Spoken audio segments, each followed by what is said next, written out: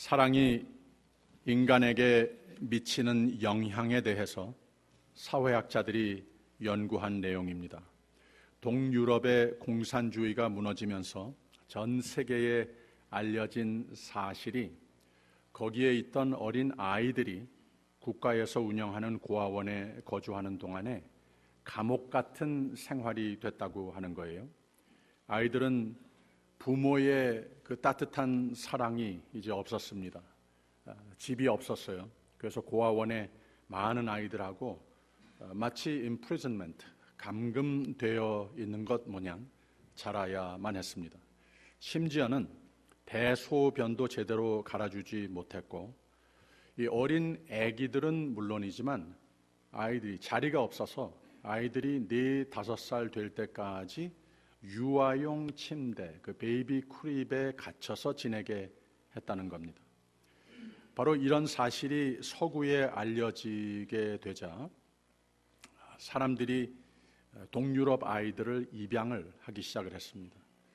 근데 이미 부모의 사랑을 받아보지 못한 아이들, 처음에 겉모습으로는 다 똑같은데 이 아이들을 키우면서 보니까 이미 정신적으로, 감정적으로 장애인들이 된 것을, 올바른 발육을 처음에 몇 년 동안 꼭 필요한 것을 받지 못했다고 하는 거예요. 그래서 이 아이들이 두드러진 것이 그냥 보통 집에서 편안하게 잘 날 때부터 자란 아이들하고 큰 차이 있는 것이 무엇인가 하면은 이 survival instinct가 있더라고 하는 겁니다. 왜 이 동물들이 어린 애기 낳자마자 1-2시간 지나면서 벌써 일어나 걷고 뛰고 그러지 않습니까? 이 본능적으로 사람도 그렇게 될 수 있다고 하는 거예요.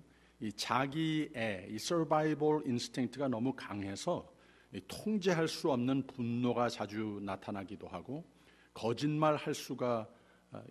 거짓말하는 것, 도벽 이런 것이 일수고, 음식을 절제하지 못해서 폭식하는 이 강박적 성향도 드러났다고 합니다. 이렇게 인간이 받아야 할 사랑을 받지 못하면서 처음 몇 년을 자라면서 한없이 삐뚤어지고 왜곡된 자아상을 갖게 된다고 하는 이런 결론을 내렸습니다. 그래서 이 사랑은 사람들이 사는 가운데에 본능적으로 가장 기본적으로 주고받아야 하는 것이, 바로 그것이 있을 때에 인생을 행복하게 건강하게 잘 자랄 수 있다고 하는 거죠. 잘 살 수 있다고 하는 거죠. 또 학자들의 연구에 따르면은 사랑이 없을 때 마음의 병은 물론이지만 이런 좀 심리학적인 차원에서의 문제가 생기는 것도 물론이지만 육체의 질병에 걸릴 확률이 4배에서 7배만큼이나 더 크다고 합니다. 그래서 이 사랑은 인간의 본능입니다. 이 발육상 사랑을 잘 받고 자라면 정서적으로 안정감이 있고 원만한 인간관계를 이루면서 성공적으로 잘 인생을 사는 것이고, 아니면 정서적으로 인간관계상 불안감으로 채우게 된다는 거죠. 어린아이가 어른이 되도록 이렇게 자라면 비정상적인 발육을 초래하게 되는 것이고, 그러면 비정상적인 열매를 맺는 삶이 될 수밖에 없다고 하는 말입니다. 건강이 제일이라 하는 말이 있지 않습니까? 사실 건강보다 사랑이 제일이라 하는 말이 더 맞는 것 같습니다. 사랑이 있는 곳에 건강을 비롯한 행복과 형통의 복이 있는 겁니다. 믿음이 가장 제일이라 하는 표현도 있는데, 오늘 말씀을 준비하면서 또 생각이 나는 것이 그것보다도 사랑이 제일이다라는 말이 더 맞는 것 같습니다. 그래서 사도 바울도 그런즉 믿음, 소망, 사랑, 이 3가지는 항상 있을 것인데 그 중에 제일은 사랑이라 그랬습니다.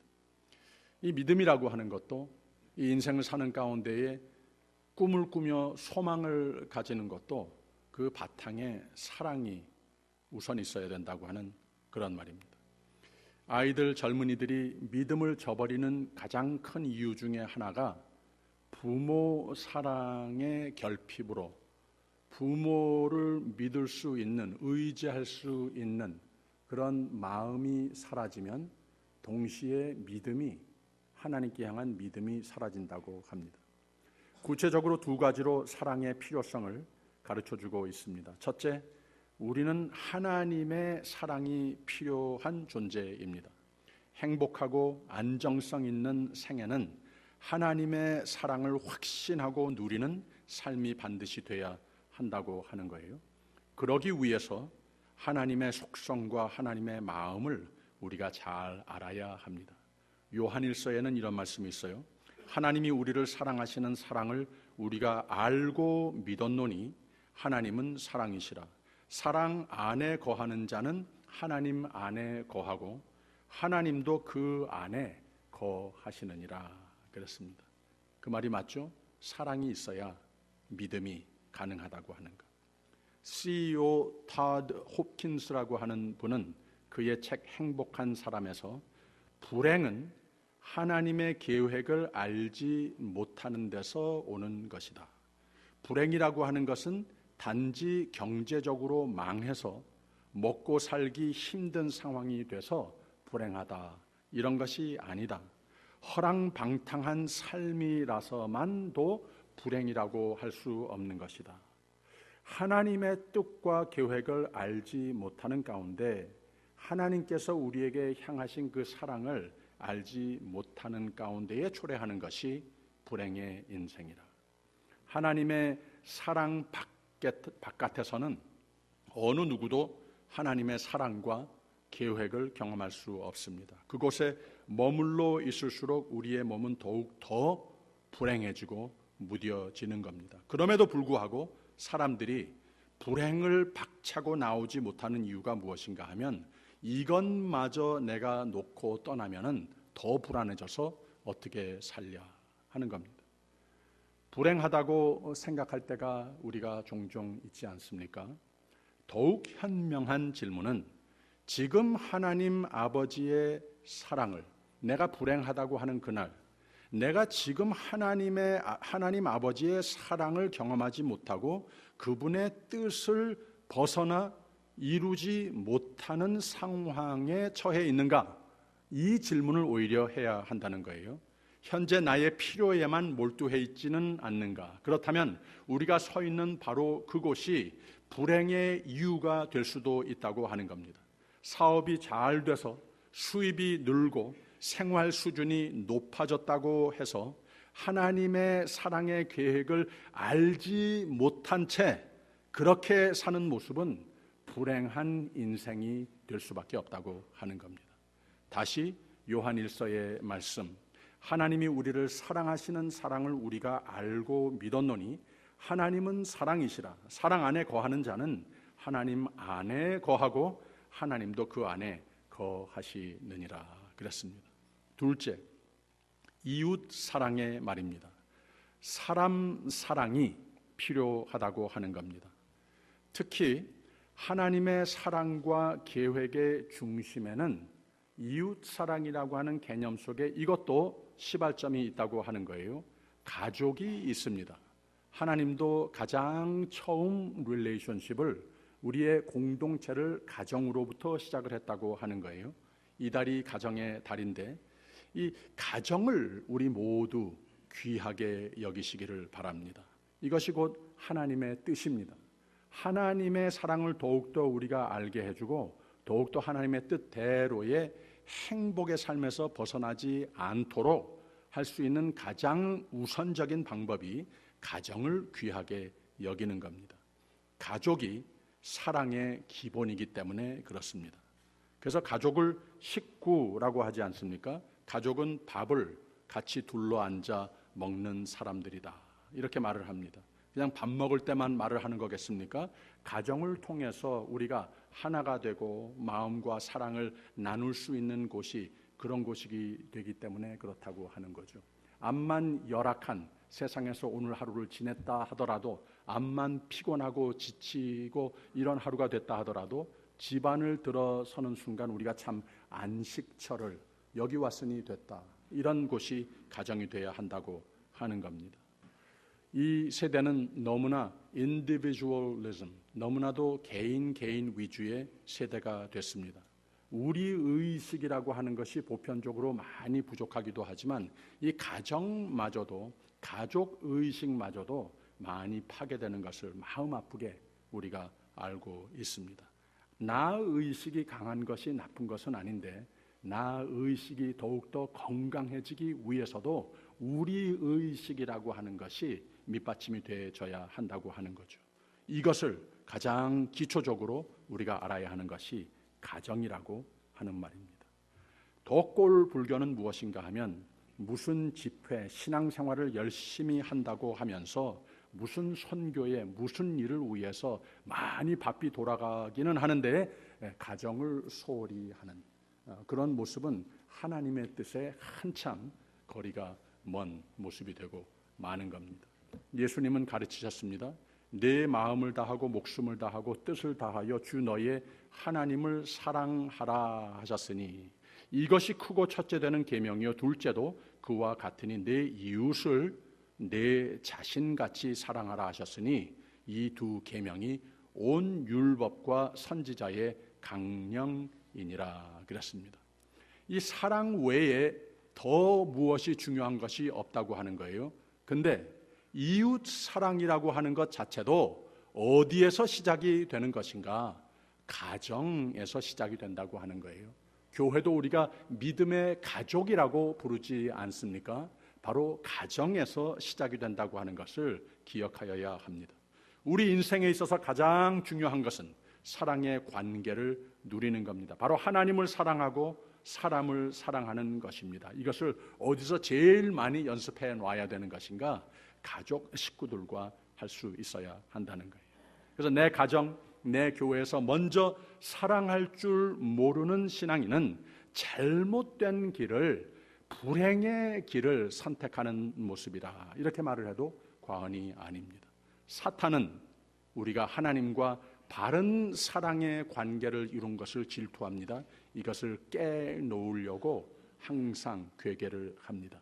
또 사람과 사람 사이의 사랑이 하나님을 사랑하는 그 모습과 같다고 그랬는데 그 사랑도 깨뜨려 놓으려고 항상 신경을 곤두세우고 쫓아다니는 세력이 바로 사탄입니다.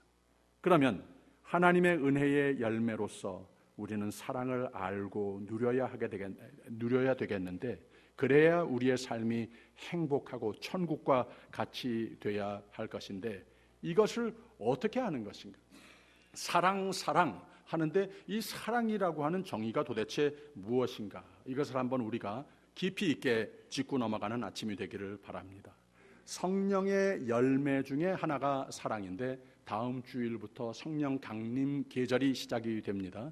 성령의 열매의 말씀을 몇 주일을 거쳐서 우리가 한 가지씩 배우려고 하는데 제일 처음이 사랑이었습니다. 이 사랑이 어떤 사랑을 가리키고 있는가 하면은 세상에서 그저 많이 볼 수 있는 사랑이 아니고 많은 사람들이 우리 사랑의 관계라 하면서도 거기에 조건을 붙이는 이러한 모습이 아니고 하나님께서 우리에게 향하신 아가페 사랑, 무조건의 사랑, 바로 그 사랑을 말하고 있는 겁니다. 모든 관계가 물론입니다만은 가족 식구들 가운데에 바로 그런 모습이 있어야 한다고 하는 거예요. 하나님의 예수 안의 사랑, 성령의 열매로서의 사랑, 이것은 하나님께서 우리에게 애당초 베푸신 무조건의 사랑, 아가페 사랑이 되어야 하는 겁니다. 오늘 말씀에서는 사랑의 정의를 잘 우리에게 설명해 주고 있습니다. 고린도전서 13장을 사랑장이라고 하지 않습니까? 근데 여기에 나와 있는 모든 사랑의 캐릭터리스틱 한 가지를 보게 되면은 우리가 어떤 성경 공부를 특별히 하지 않아도 이 사랑의 모든 내용 설명하는 한 가지 캐릭터리스틱은 하나님 그분의 마음 같은데 예수 그리스도 안에서 사복음서에서 우리에게 가르쳐 주신 예수님 사신 모습 그대로가 아닌가 우리로 느끼게 해 준다고 하는 거예요. 그래서 하나님께서 사도 바울을 통하여서 사랑은 이런 것이다, 이런 것은 아니다 가르쳐 주시는 가운데에 바로 사랑은 하면서 이 말씀하는 대목을 하나님은 하면서 우리가 다시 읽었을 때에 하나님께서 매우 기뻐하실 것 같습니다. 왜 그런가 하면 이 사랑이 무엇이냐 말을 하는 말씀 속에 하나님이 누구이신가 우리로 하여금 깨닫게 해주기 때문에 그렇다고 하는 거예요. 그래서 우리가 읽은 말씀 고린도전서 13장 4절에서 8절 우리 같이 한번 다시 읽어보겠습니다. 사랑은 할 때마다 하나님은 하면서 읽으면서 우리의 마음에 담기를 바랍니다. 하나님은 오래 참고 하나님은 온유하며 투기하는 자가 되지 아니하며 하나님은 자랑하지 아니하며 교만하지 아니하며 무례히 행치 아니하며 자기의 유익을 굳지 아니하며 성내지 아니하며 악한 것을 생각지 아니하며 불의를 기뻐하지 아니하며 진리와 함께 기뻐하고 모든 것을 참으며 모든 것을 믿으며 모든 것을 바라며 모든 것을 견디느니라. 사랑은 언제까지든지 떨어지지 아니하나 예언도 패하고 방언도 그치고 지식도 패하리라. 13절 그런즉 믿음, 소망, 하나님 이 세 가지는 항상 있을 것인데 그 중에 제일은 하나님이라 그랬습니다. 하나님은 곧 사랑이십니다. 이 쉽지 않은 사랑 아니겠습니까? 우리로 이렇게 서로 하나님이 예수 안에서 온 인류 역사상 이렇게 완벽하게 무조건의 아가페 사랑을 할 수 있는 사람이 하나도 없었는데 성도에게 서로에게 이런 사랑을 요구하는 것은 좀 무리가 아닌가 생각이 됩니다. 우선 예수 안에서 이 사랑을 우리가 보았지만 오늘 어머니 주일인데 우리가 알고 있는 모든 인간관계 속에서 이 하나님의 사랑을 가장 가깝게 담는 사랑이 어머니 사랑이라고 하는 거예요. 그래서 하나님께서 하나님은 하면서 사랑의 디스크립션을 같이 읽었을 때에도 기뻐하셨겠지만 우리가 어머니는 하면서 이 같은 말씀을 다시 한번 읽을 때에 하나님께서 That's what I mean. 그게 바로 내가 보고 싶은 사랑이다 하면서 하나님께서 기뻐하실 줄 압니다. 그래서 우리가 다시 한번 이 말씀을 이번에는 사랑은을 어머니는 하면서 또 한번 읽어보겠습니다. 시작. 어머니는 오래 참고 어머니는 온유하며 투기하는 자가 되지 아니하며 어머니는 자랑하지 아니하며 교만하지 아니하며 무례히 행치 아니하며 자기의 유익을 굳지 아니하며 성내지 아니하며 악한 것을 생각지 아니하며 불의를 기뻐하지 아니하며 진리와 함께 기뻐하고 모든 것을 참으며 모든 것을 믿으며 모든 것을 바라며 모든 것을 견디느니라. 어머니는 언제까지든지 떨어지지 아니하나 예언도 패하고 방언도 그치고 지식도 패하리라. 13절 그런즉 믿음, 소망, 어머니 이 세 가지는 항상 있을 것인데 그 중에 제일은 어머니이라.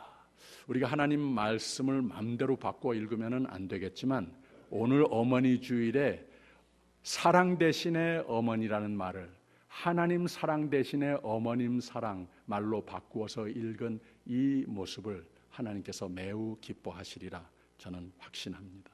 사랑은 오래 참고 그랬죠. 사랑은 온유하며 사랑은 자랑하지 아니하며 그랬습니다.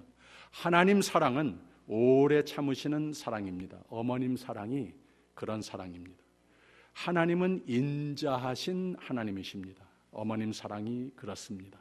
하나님은 우리를 위해 일하시는 하나님이시지만 그걸 자랑하지 않는 하나님이십니다. 어머니가 그런 분이십니다. 사랑은 자기 유익을 굳지 아니하며 그랬는데 하나님은 자기의 이익을 구하시는 분이 되신 적이 없었습니다. 예수님은 나는 섬김을 받으려 온 것이 아니고 섬기려 온 것이라고 제자들에게 가르치셨습니다. 어머니는 평생 그렇게 사신 분입니다. 하나님은 성내지 아니하며 그랬습니다. 어머니가 그렇습니다. 자녀가 잘못을 하더라도 미운 마음은 없고 성내지 않습니다. 사랑은 모든 것을 참으며 그랬습니다. 어머니가 바로 자녀의 모든 잘못을 덮어주는 하나님 사랑 닮은 모습입니다. 사랑은 모든 것을 믿으며 했습니다. 하나님은 믿어주시는 하나님이시라는 거예요. 실수가 많고 넘어질 때 많아도 기다리시고 또 믿어주시고 또 믿어주시는 하나님이시라고 하는 거예요. 어머니가 그런 분 아니십니까? 자녀를 믿어주시고 또 믿어주십니다. 사랑은 언제까지든지 떨어지지 아니하나 하나님 사랑은 변함이 없으신 사랑이라고 하는 말이에요. 어머니 사랑도 세상은 변해도 어머니 사랑은 변함이 없는 것입니다. 사랑을 제일로 하신 어머니 사랑 때문에 우리는 믿음을 가지고 있는 겁니다. 믿음, 소망 다 귀한 것인데 사랑이 없으면 impossible.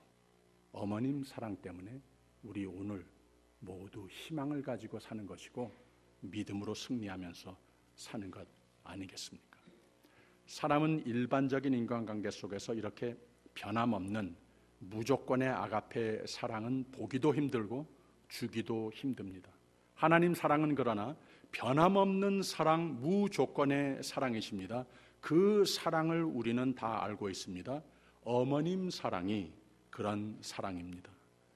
헬라어로는 4가지의 사랑이라고 하는 말이 있죠. 3가지는 사람들이 일반적으로 조건적인 사랑을 디스크립션하고 있는 겁니다. 에로스라고 하는 것, 남녀 간의 사랑입니다. 주고받는 게 있어야 형성되는 거라는 거죠. 필리아, 친구 간의 사랑입니다. 스토르게라고 하는 말은 의무적인 사랑입니다. 가정관계 속에서 내가 아버지니까 해야 되는 이런 의무감, 이런 차원의 사랑을 말하고 있습니다. 다 조건적입니다.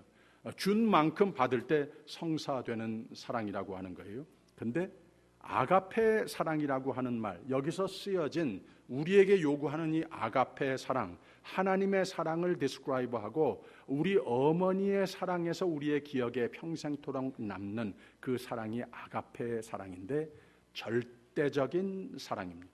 무조건의 사랑입니다. 하나님 사랑 그 자체입니다. 이 아가페 사랑을 가장 담는 사랑, 어머니 사랑이라고 하는 말이에요. 폴 틸릭이라고 하는 신학자는 이 하나님 사랑을 제일 담는 어머니 사랑을 뭐라고 불렀는가 하면 용납의 사랑이라 이렇게 불렀습니다. Faith is acceptance of God's acceptance, described in our experience with our mothers. 이렇게 말을 했어요. 그래서 바로 이 용납이라고 하는 것, 믿음이라고 말을 해도 괜찮겠습니다. 이 용납이라고 하는 걸 하나님의 무조건 사랑, 무조건 믿음으로 그저 받는 행위를 교회의 성례 중에 하나, 바로 용납이라고 하는 용어를 쓰는 거 여러분 아십니까? 우리 성찬식 하지 않습니까? 성찬식, 홀리 커뮤니언이라고 하는 말입니다. 그런데 제일 먼저 교회에서 성찬식이 예배의 성례로 제정됐을 때에 Thanksgiving이라고 불렀어요. 라틴어로 유카리스트라고 불렀습니다. 감사하다라고 하는 이런 뜻을 담고 있다고 하는 거예요. 하나님의 은혜, 찢기신 몸, 우리가 성한 몸이 되라고 흘리신 보혈, 우리 죽지 말고 살으라고 우리의 죄 사함을 위해서 베푸신 그 생명의 식탁, 이것을 유카리스트라고 불렀다고 하는 거예요. 그래서 하나님께서 예수 안에서 저 십자가에서 우리를 위해 베푸신 그 은혜를 감사로 받는 성례가 바로 성찬식이라고 하는 말입니다. 그래서 그냥 감사한다고 하는 뜻입니다.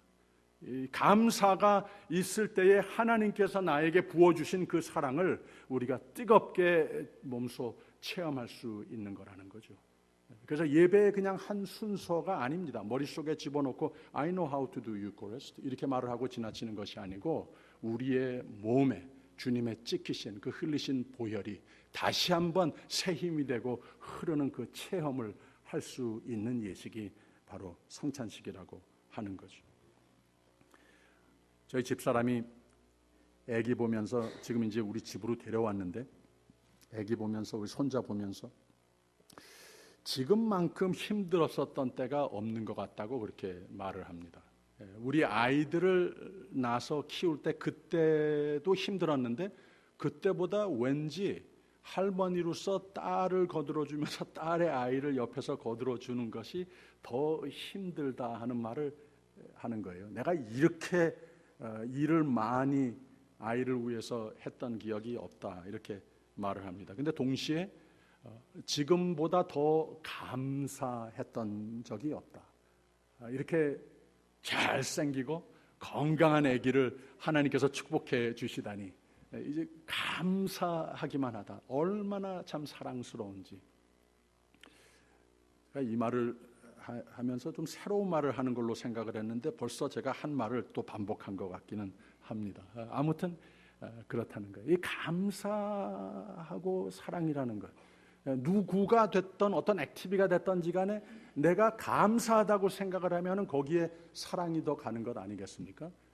사랑이 있으면은 감사가 따르는 것 아니겠습니까? 그래서 이 사랑이라고 하는 이모션하고 감사라고 하는 이모션은 나눌 수 없는 짝인 것이 분명합니다. 빌립보서 1장에는 사도 바울이 바로 그것을 저술했어요. 내가 너희를 생각할 때마다 나의 하나님께 감사하며 그랬고, 곧 다음 문장에 뭐라고 그랬는가 하면 내가 예수 그리스도의 심장으로 너희 무리를 어떻게 사모하는지, 얼마나 사랑하는지 하나님이 내 증인이시라 그랬습니다.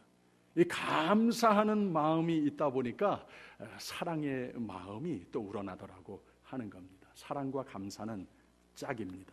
이것을 우리가 감사할 줄 아는 사람이 사랑을 그 관계 속에서 체험할 수 있는 것이라고 하는 겁니다.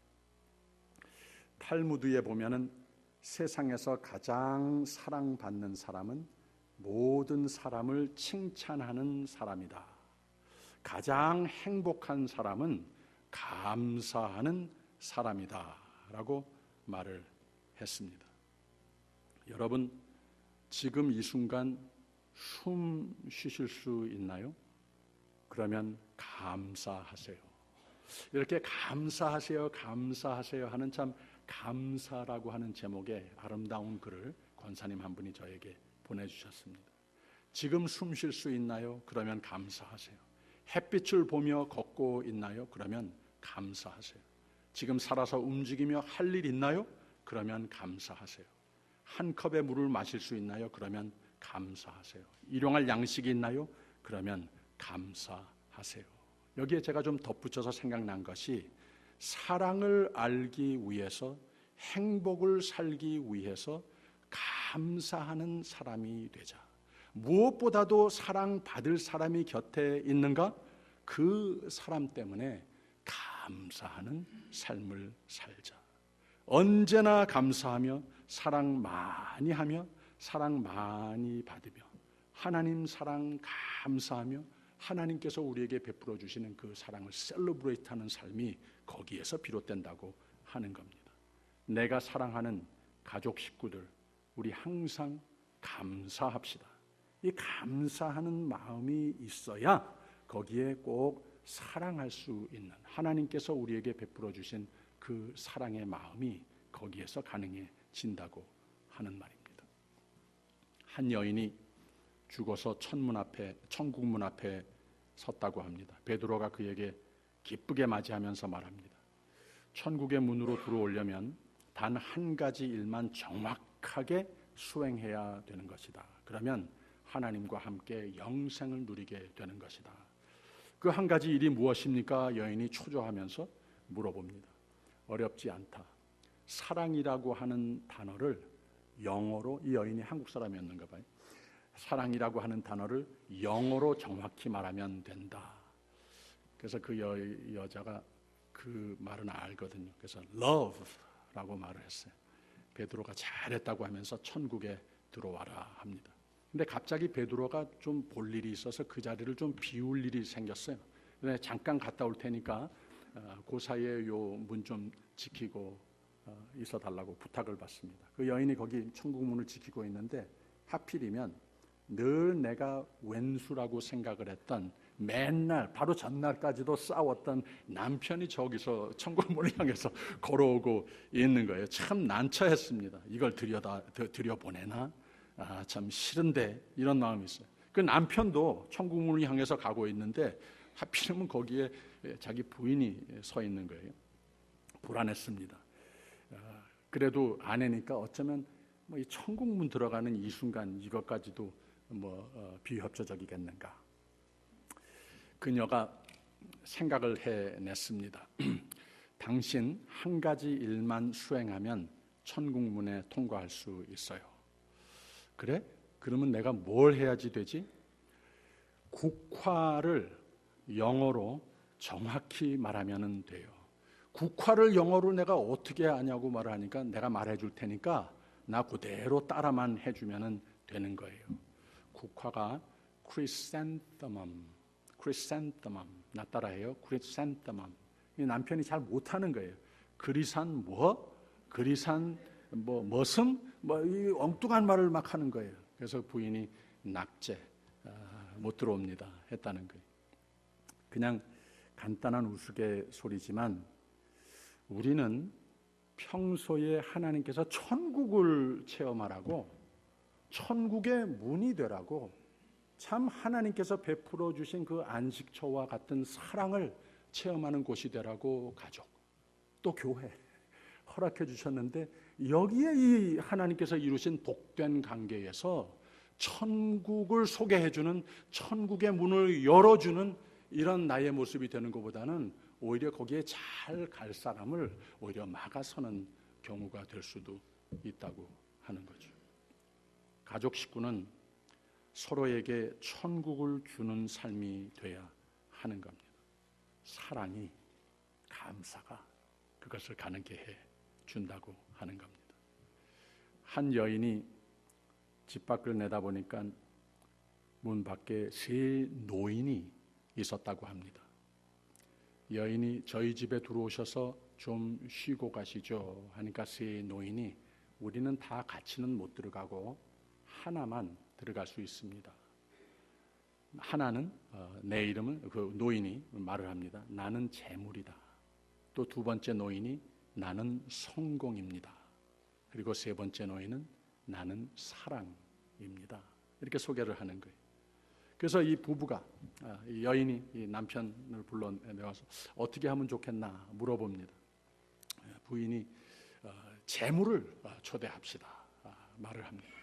그러니까 남편이 아니 성공을 초대해야지. 그러면서 둘이 재물이냐 성공이냐 막 이게 다툽니다.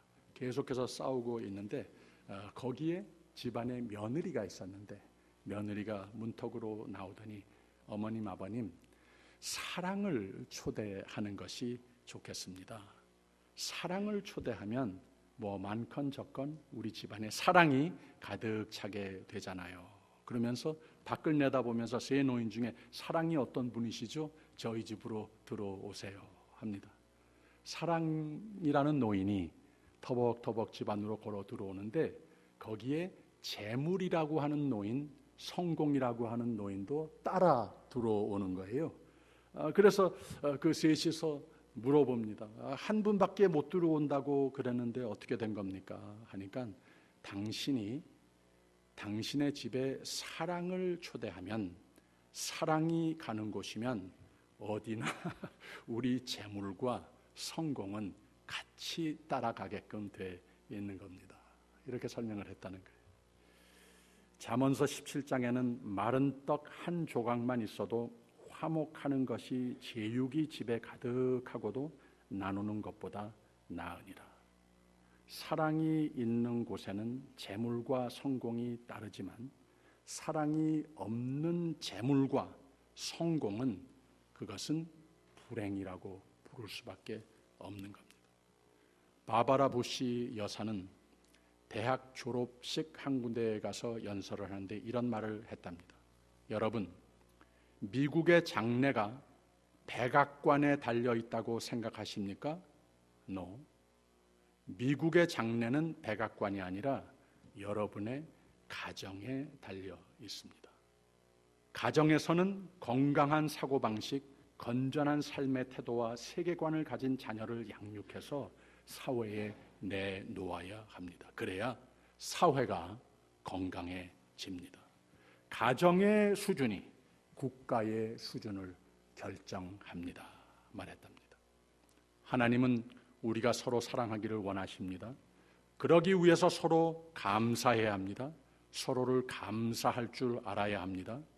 요한일서 3장에는 그의 계명은 이것이니 곧 아들 예수 그리스도의 이름을 믿고 그가 우리에게 주신 계명대로 서로 사랑할 것이니라 그랬습니다. 무슨 사랑? 무조건의 진정한 아낌없이 주는 사랑. 사랑은 낭비라고 하죠. 바로 그런 사랑, 진정한 행복을 만들어 주는 겁니다. 진정한 감사가 넘치게끔 해 주는 사랑이 바로 그런 사랑입니다. 너희 아버지의 자비로움 같이 너희도 자비로운 자가 되라. 예수님은 가르치셨습니다. 어머니가 가르치셨습니다. 오늘 읽은 이 말씀, 아까 어머니는 하면서 우리가 읽었나요? 어머니는 하면서 읽었죠. 다시 읽을 필요 없어요. 어머니께서 우리에게 가르쳐 주신 이 무조건의 사랑, 하나님의 사랑 가장 가까이 닮은 그 사랑을 감사하며 내 곁에 계신 어머니께 감사하다고 사랑한다고 많이 익스프레스하는 복된 날이 되고 이미 하나님의 품으로 보내드린 우리의 어머니를 기억하는 날이면 바로 그 감사의 마음 하나님께 어머니께 그대로 잘 전달될 것으로 믿어집니다. 그리고 이렇게 해피 마더스데이를 감사로 셀러브레이트하는 우리 모두는 어머니의 사랑을 조금 내 마음에 내 삶에 담아서 내 자녀에게는 물론이고 내 주위의 많은 이들에게 바로 천국을 선사하는 그들을 감사해야 하고 하나님의 사랑을 어머니의 사랑을 많이 나눠주는 복된 삶이 되시기를 주님의 이름으로 축원드립니다. 기도하겠습니다. 하나님 사랑으로 우리에게 생명과 행복을 주시니 감사합니다. 어머니의 사랑으로 하나님의 사랑을 알게 하시니 감사합니다. 가정과 교회의 모든 어머니를 이 아침 위로하고 축복하여 주옵소서. 하나님 주신 사랑, 어머니 주신 사랑 나도 많이 나누어 주며 행복의 원천의 삶이 되게 하여 주시옵소서. 예수님 이름으로 기도하옵나이다.